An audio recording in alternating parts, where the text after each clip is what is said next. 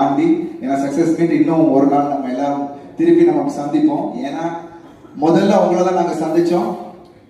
நீங்க அதை எடுத்துட்டு போய் மக்கள்கிட்ட போய் சேர்த்தீங்க.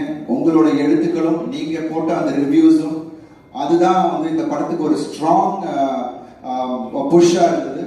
அதுக்கப்புறம் மக்கள் அதை கொண்டு போயிட்டாங்க.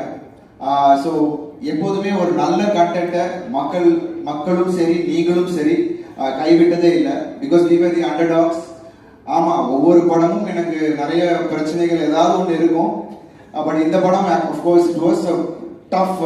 படம் நடிக்கிறது மட்டும் இல்லை, படத்துலயும் நிறைய பிசிக்கலி பயங்கர டாஸ்கிங்காக இருந்துச்சு இந்த படம். பட் ஆனால் அது நான் நேற்று வந்து புதுச்சேரியில் பார்த்தோம், நேற்றுக்கு மதுரையில் பார்த்தோம்.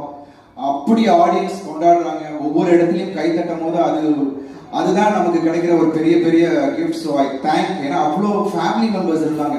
we didn't expect. ஏன்னா நிறைய குடும்பம்